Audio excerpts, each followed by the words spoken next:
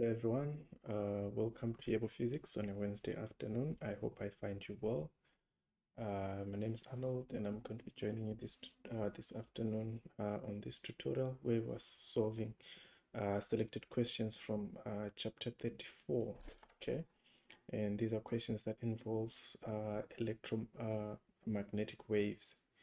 So chapter 34 entails questions that involve or that test your knowledge on the electromagnetic waves.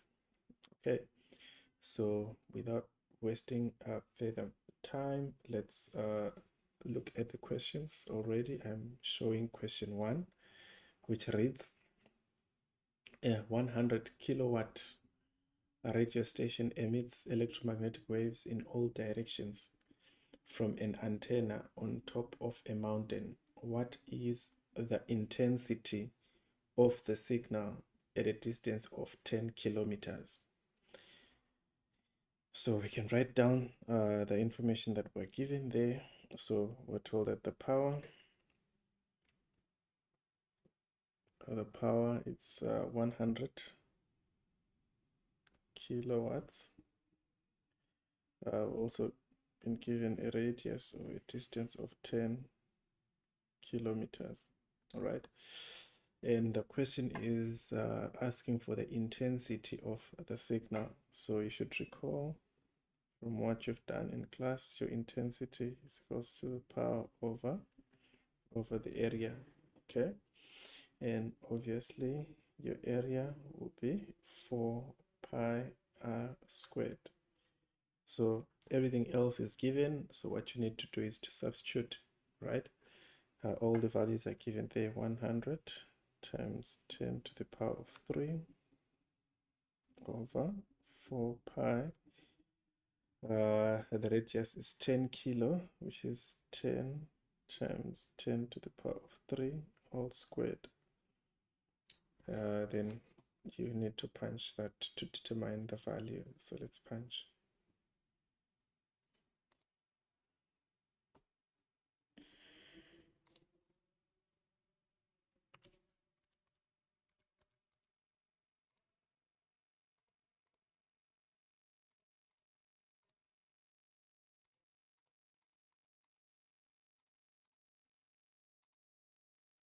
It's 7.9 times 10 to the negative 5. 7.9 times 10 to the negative 5. That's intensity, so that would be watt per square meter because it's power over area. So this is how you solve the first part, or not the first part, but the first question. So you're simply recalling the equation. Intensity is equals to the power over the area. Okay, so that should be fairly straightforward. Then looking at the second question, so if we were to select, so basically the rounded off answer, that's the closest. Yeah. Question 2 reads,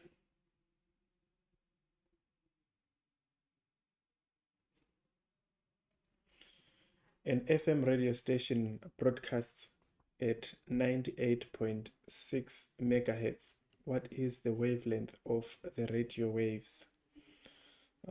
So what you need to do is to recall your wave equation. V is equals to F lambda, which is true for all electromagnetic waves. Okay. So in this case, we're looking for lambda. So lambda will be equals to V over the frequency. Okay. And let's see, this is actually C, the speed of light, 3 times 10 to the power of 8 meters per second.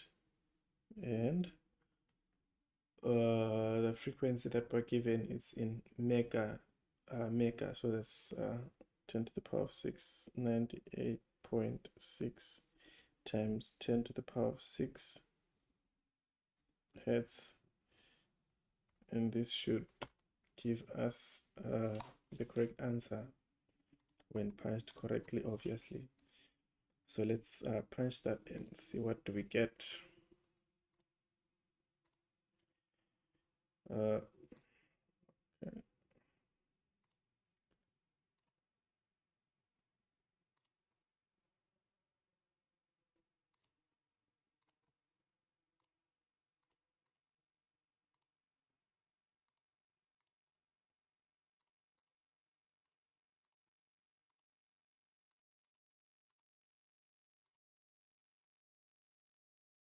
3.04,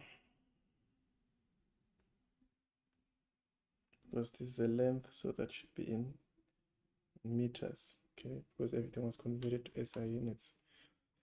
And I think we do have an option. Yes, we do an option there. 304 meters. That's question 2. Now let's look at question 3. I'm just going to show the question quickly.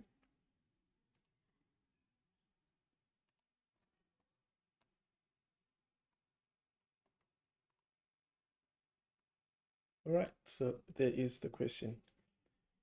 It reads: a spherical particle of density 5 gram per cubic centimeter,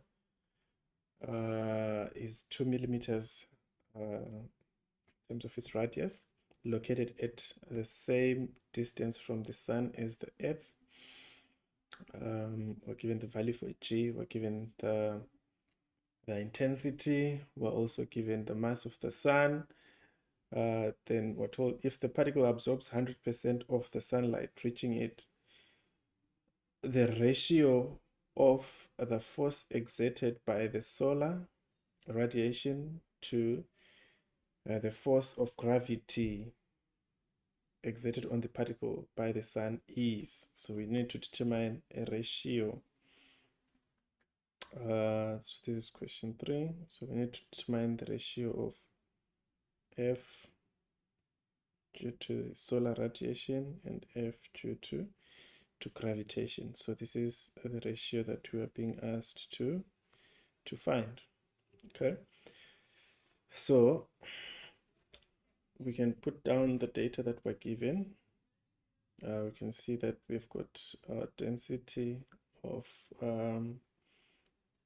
5 gram per cubic centimeter. We've got the radius equals to 2 millimeters. That's the radius of the spherical particle. Then obviously we're given the radius of the Earth, we're given the value for G, we're given the intensity, the mass of the sun, and so forth. So what we should ask ourselves is, how can we determine the force exerted due to the solar radiation? Okay, so which means we have to first find Fs due to the solar radiation, right? And what is the equation for that? It's equals to I C times A. Okay, where I is the intensity, C is the speed of light, and A is the area. Okay, and A is the area, and we can now determine that since every quantity there is given. So let's see what do we have. Then obviously for Fg, just for context, Fg, if you remember Newton's law of gravitation, Newton's law of gravitation, I think you did that in first semester. It's equals to G m over the radius. Okay, so which means that the first thing that you would need to do to calculate that force due to the gravitation, due to the force of gravity, you would have to determine the mass of that particle given the density. All right, so let's calculate that. So this will be I over C times pi r squared. And the intensity is given as 1365 times pi times our radius, which is 2 times 10 to the negative 3 all squared. And here we are dividing this by the speed of light, 3 times 10 to the power of 8. Then we can punch this and see what do we get.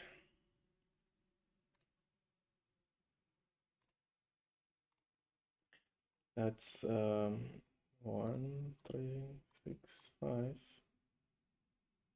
times pi times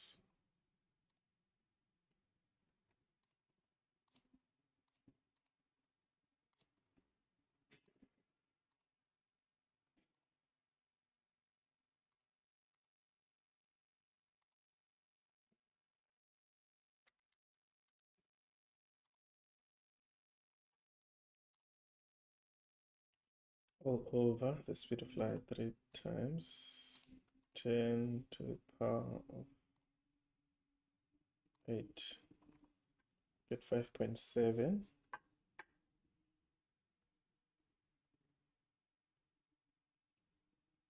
times 10. I'll just say 5.718.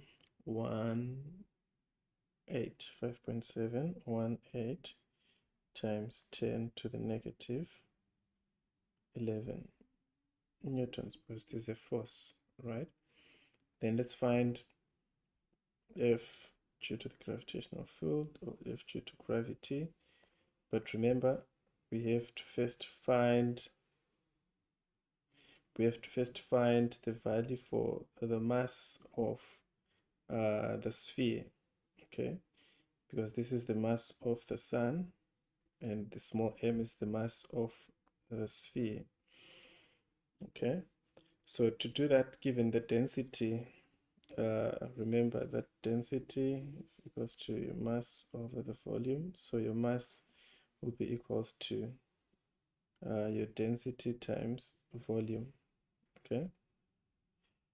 And take note that your density is given in gram per cubic centimeter, so that needs to be in kilograms. So this is equivalent to 5,000 kgs per cubic meter. You will do the conversion to satisfy yourself, right? So that's the density. So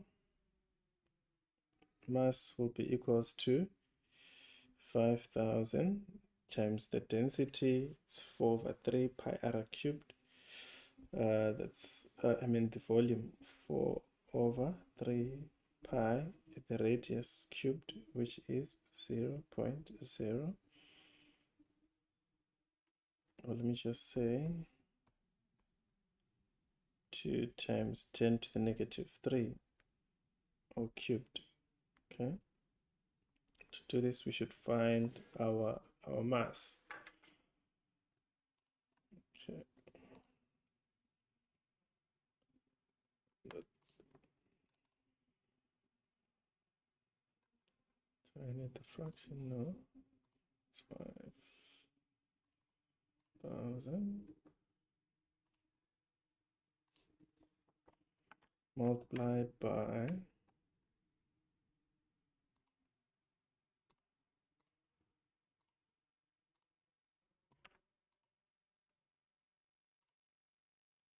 pi, open bracket,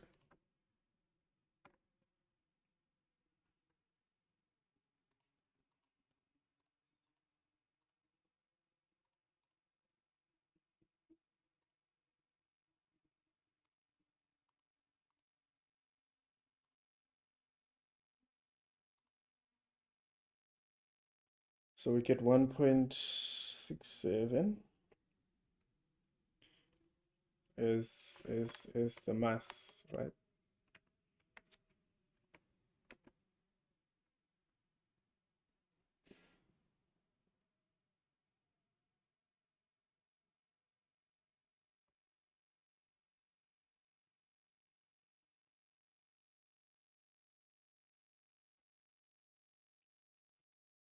Then we can now use this equation, okay, to get the force.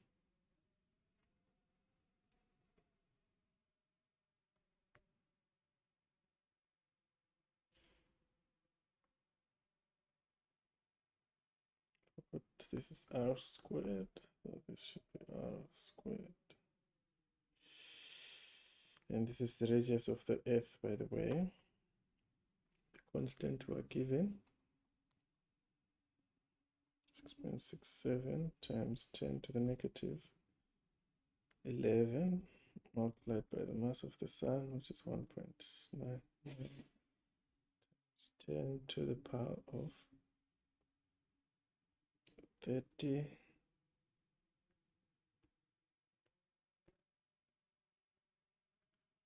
times the mass that we just got, 1.68 times 10 to the negative 4.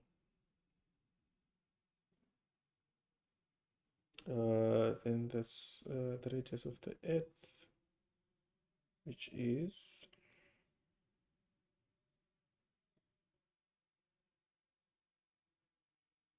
that's 6.1.5 1.5 times 10 to the power of 11. Square all this. Let's see what do we get.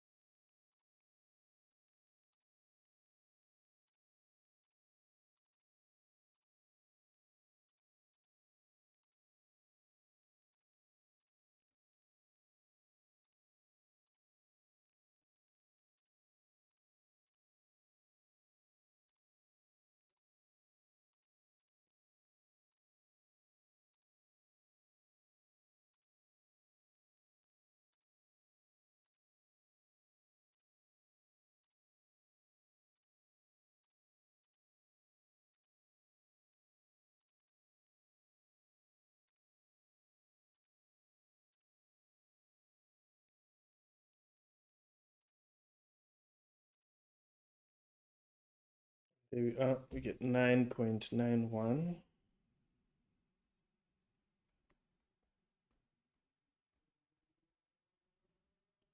That's the force. So remember, what we're looking for is a ratio, which is F of solar radiation, which we just calculated, over Fg. Then we got a value of 5.718 times 10 to the negative 11.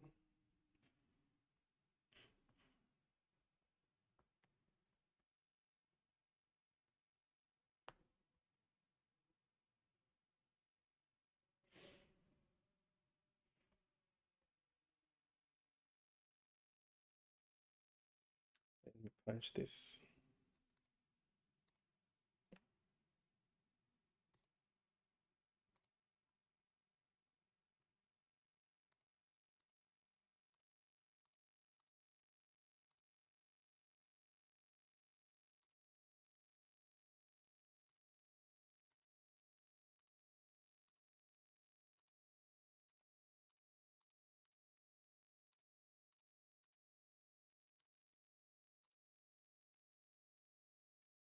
Get 11 over 9.91 times 10 to the power of negative 7. So you get a ratio of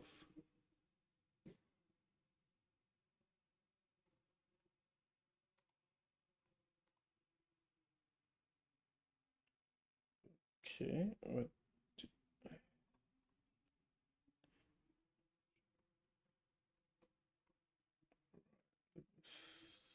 is that what we have there? 5.8.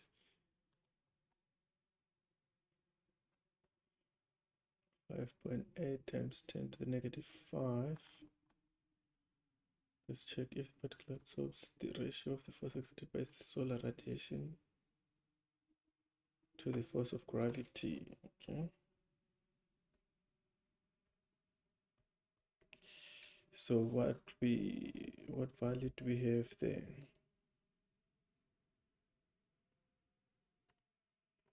5.8 times 10 to the negative 5. 5.8 times 10 to the negative 5. That's our ratio.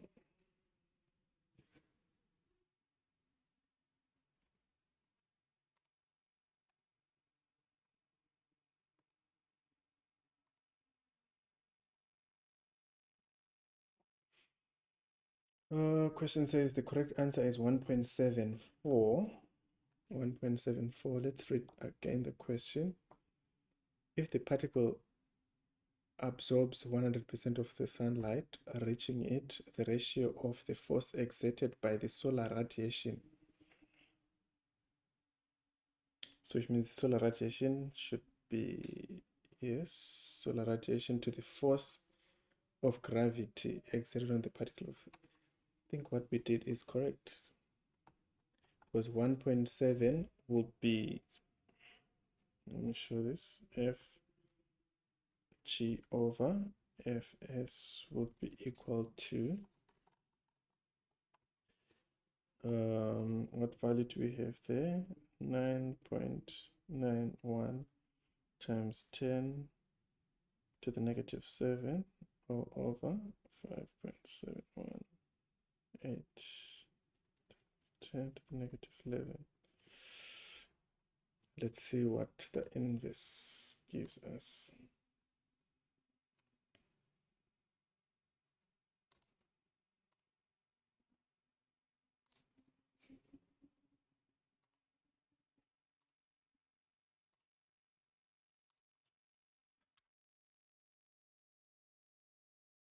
Okay, so the inverse would give us 1.7 times 10 to the 4, which is what the question is showing. So perhaps this is what the question meant, but as it reads that we are determining the ratio of the force exerted by the solar radiation to the force of gravity. So it has to be Fs to Fg, which is what we did in the first case. Okay. So depending on whether or on how the question would be asked, you just have to pay attention to what comes first in terms of your ratio, and you have to determine that. But the important thing would be to know your equation, and also to know your equation to calculate your force exerted due to the solar radiation, which is the product of intensity and the surface area and the area divided by the speed of light. So that equation you should know. Okay, so let's move on to question 4.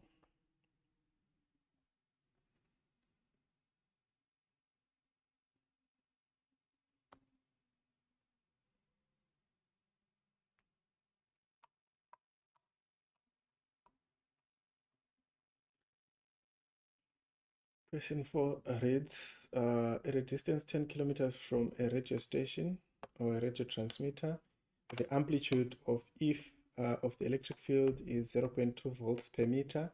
What is the total power emitted by the radio transmitter? So we want the power emitted by the radio transmitter. So how do we go about this one?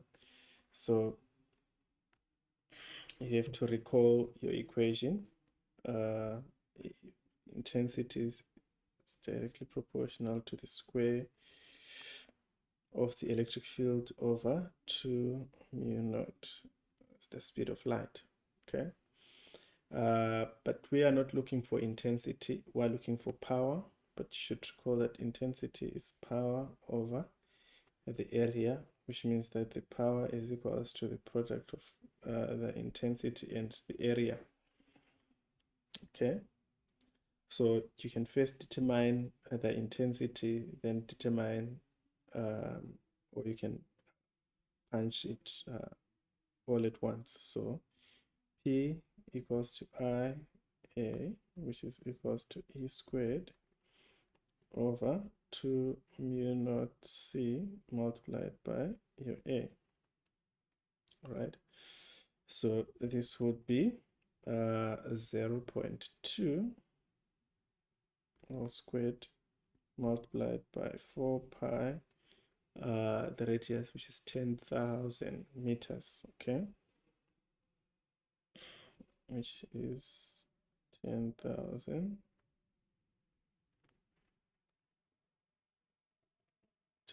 squared, all over 2 times 4 pi times 10 to the negative 7, multiply that again by the speed of light, which is 3 times 10 to the power of 8. Now if you punch this, then we'll get our power.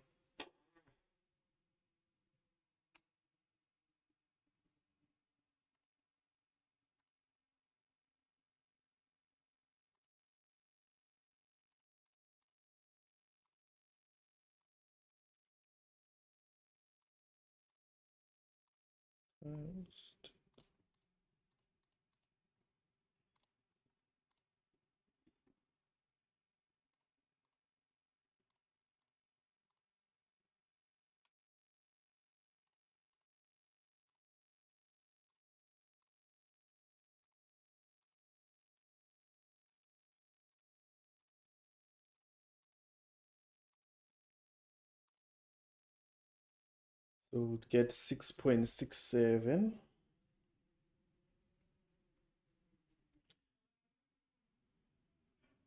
times 10 to the power of 4 watts. This is how you determine your total power. So this is your question 4. So the most important equation to recall is the relationship between your intensity and the electric field. Right, and this you already know. You already know this. You've been using it, and the rest is substitution. Let's move on to question 5.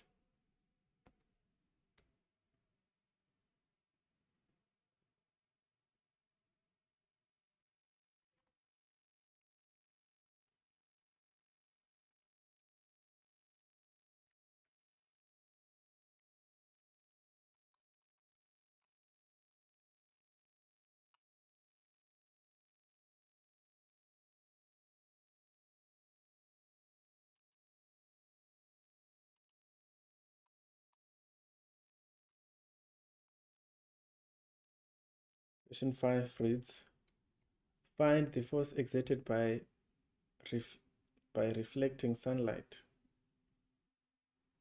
of a reflecting aluminum sheet in space if the area normal to the sunlight is 10,000 square meters and the solar intensity is 1,350 watts per square meter, right? So in this case, we're not calculating absorption. We're calculating force exerted by or reflected by sunlight, right? So our equation, I think we've used this equation before. We must have used it in class. F due to reflection, which is equals to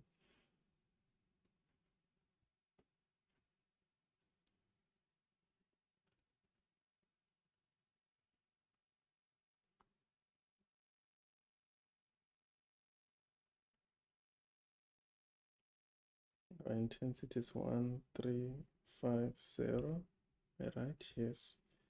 Times the area already given is 10,000. And this is the speed of light. So on this one, the important thing is just to know the force due to exerted by a reflective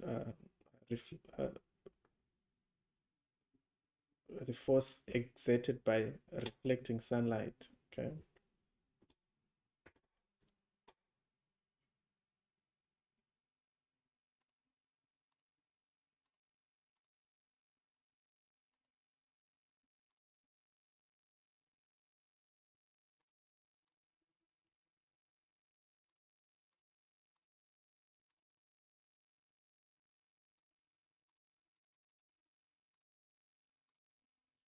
And the speed of light 3 times 10 to the power of 8.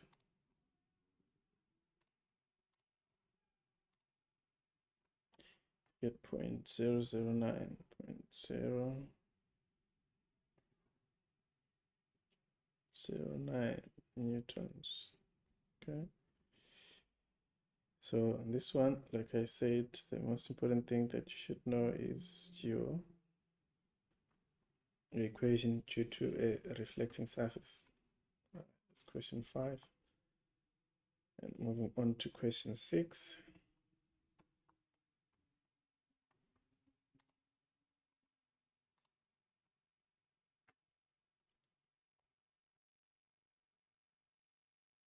So the number of equations that you should know on this topic and know how to use them.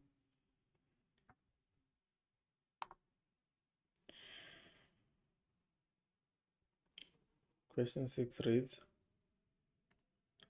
if the radiant energy from the sun comes in as a plane of electromagnetic wave of intensity 1340 watts per square meter, calculate the peak values of the electric field strength and the magnetic field strength. Right, so already we have used the equation before for the intensity and electric field strength. E squared maximum is equals to 2 mu naught C, okay, which is also equal to C B squared max over 2 mu naught. Okay, so we can first find our electric field strength. E squared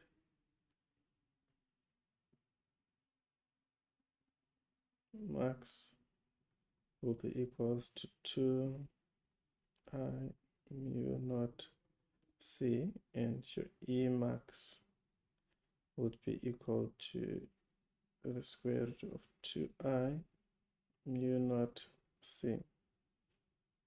And then you would have to substitute.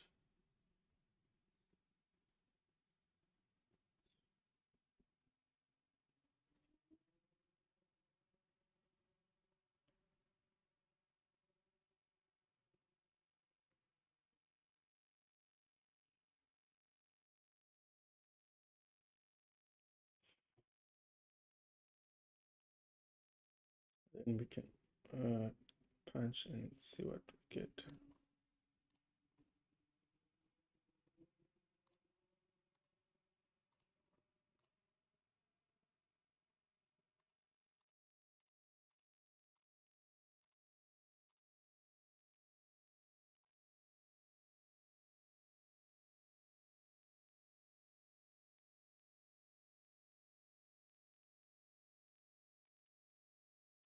For pi,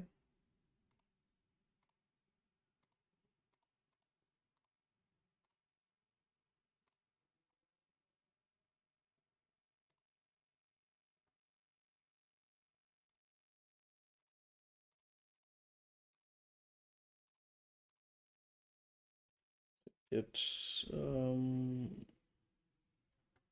times 10 to power of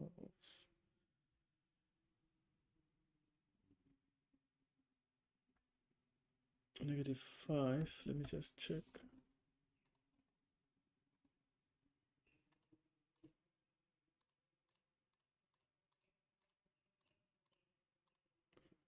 Speed of light, positive. So you get 1000.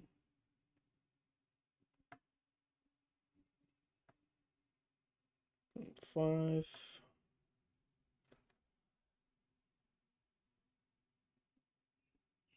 volts per meter. Okay.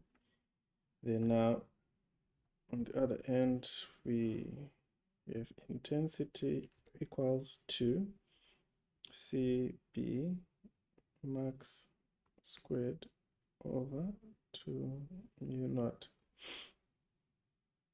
which means B squared max would be equals to 2I mu naught all over the speed flight. So B max then becomes the square root of 2I mu naught all over C.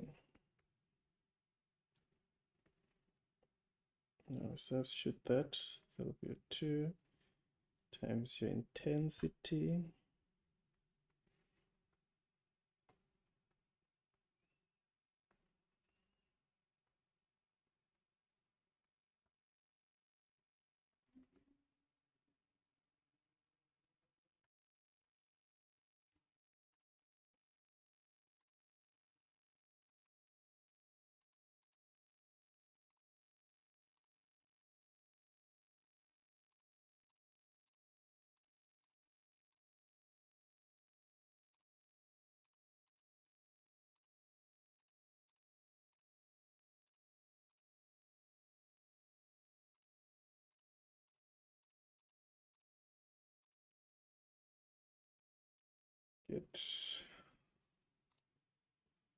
get 3.3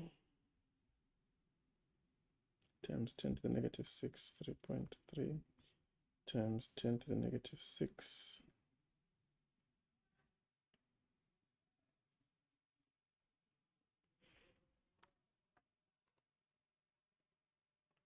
Okay, can check if we've got an option like that. So 1000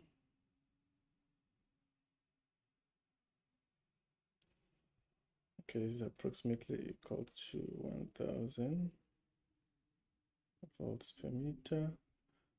So 3.3, 3.3, this 3.3.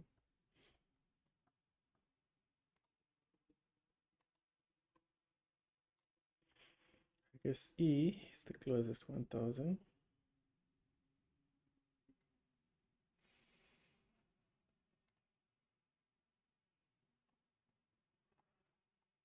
Okay.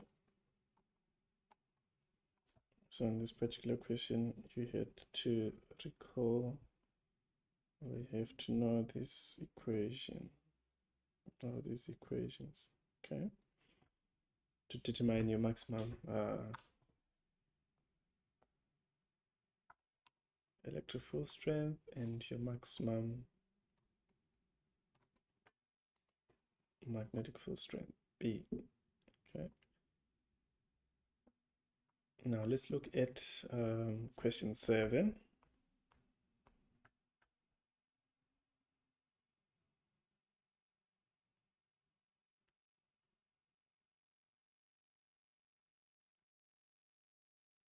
Question 7 reads, the intensity of radiation reaching the Earth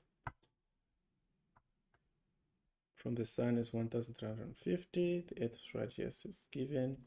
How big a force does this radiation exert on the Earth? Assume it is all absorbed. Okay, so assume that it is all absorbed.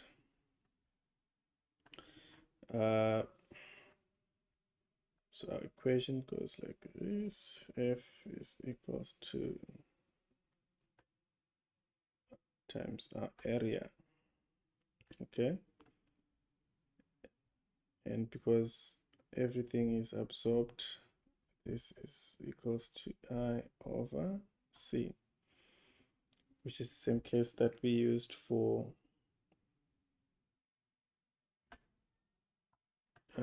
question 3, I think. Yeah, so this will reduce to I over C multiplied by 4 pi r squared. So intensity is given as 134, not 34 this time, 350 times 4 pi times the radius, 6.4 times 10 to the power of 6.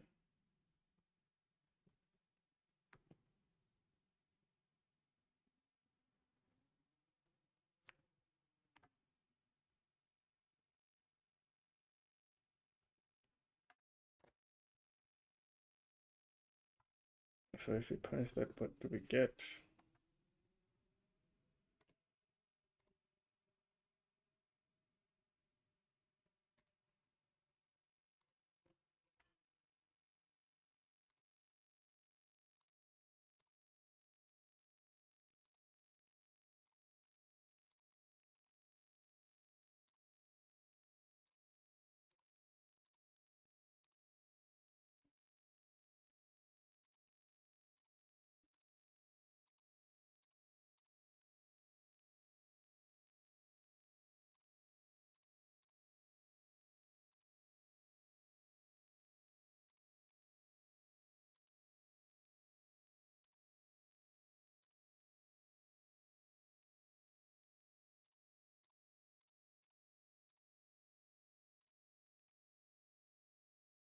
To 2.3 to the power of 9.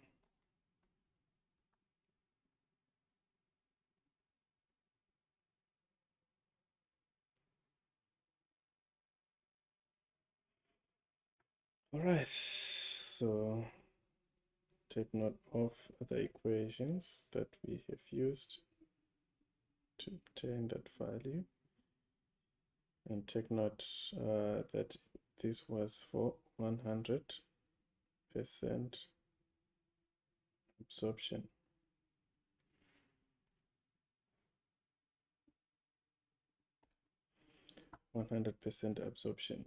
Okay.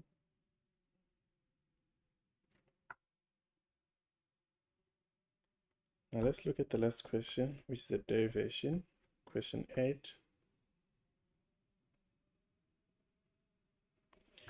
You may not be asked on derivation questions, but this will help you even if when you're given a question of a similar concept, it'll be easier for you to solve because you understand the derivation.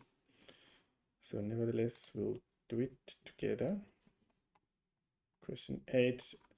Accelerating charges radiate electromagnetic waves. Calculate the wavelength of radiation produced by a proton mass m moving in a circular path perpendicular to a magnetic field B. So we've got a moving charge moving perpendicular to the magnetic field, therefore it will experience a force. And if the magnetic field remains perpendicular to the direction of movement of the particle, it means that particle will begin to move in a circular path, so it will experience a centripetal force.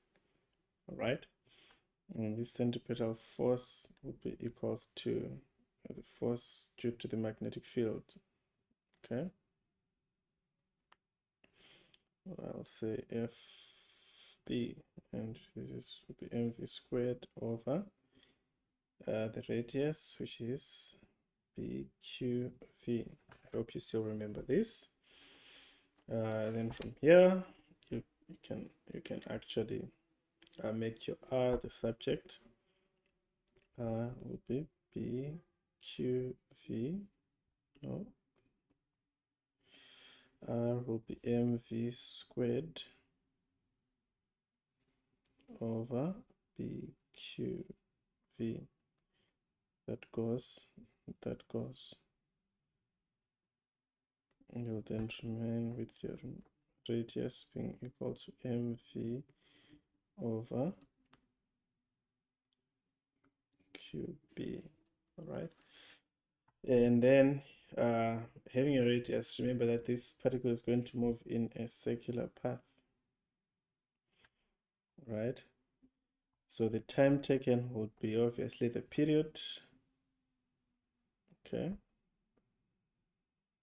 Would be the period, which is the time taken to complete a cycle, which is the distance over the speed, and one revolution will be 2 pi r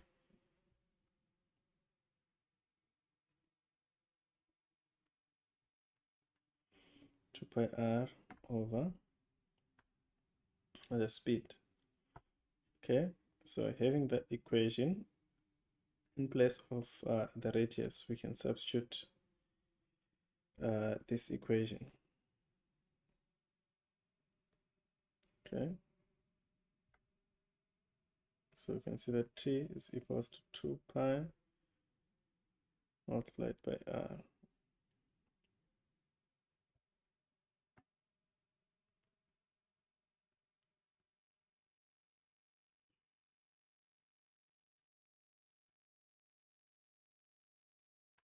Okay, then we can see that this equation further simplifies to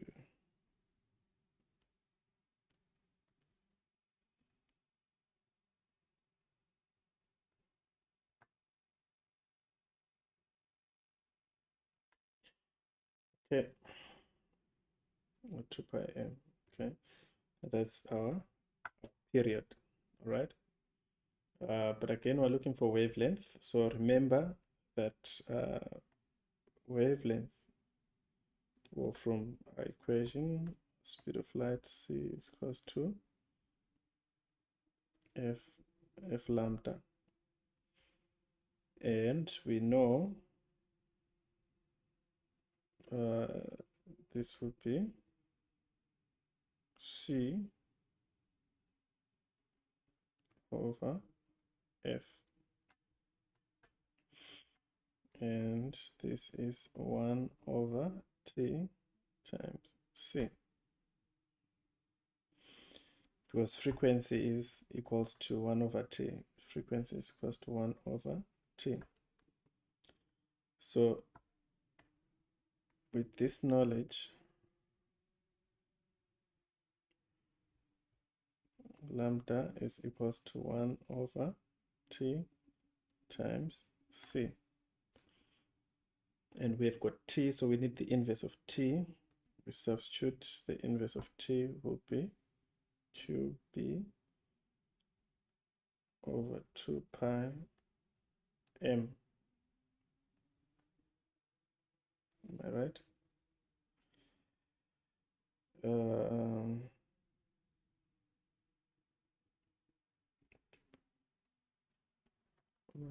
Am I right or wrong? Because we found our period there. 1 over t times c.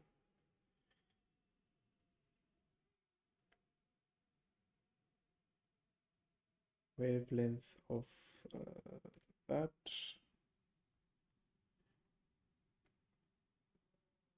to be qb over 2 pi m. Let me just check if what I've done is correct. So this is okay. Lambda is c over f.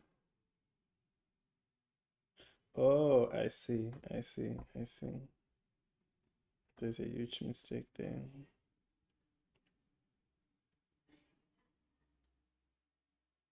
Frequency is 1 over t.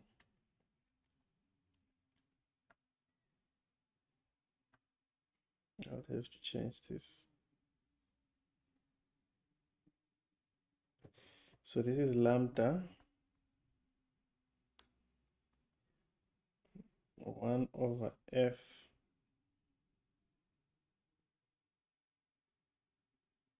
times c. So which means 1 over f is equivalent to the period.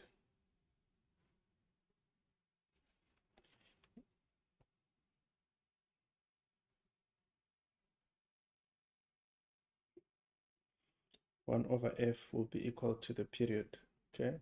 Because we're saying if frequency is 1 over t, then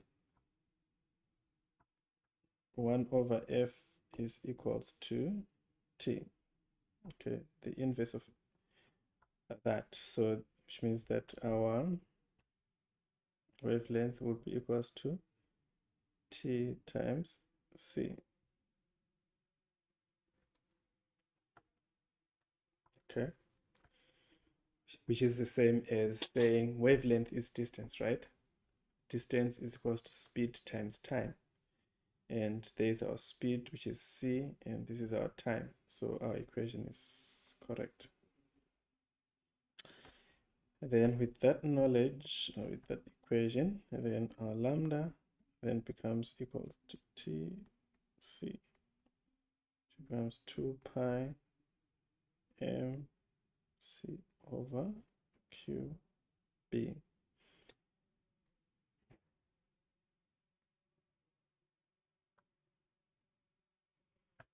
So that would be your wavelength. That would be your wavelength, right?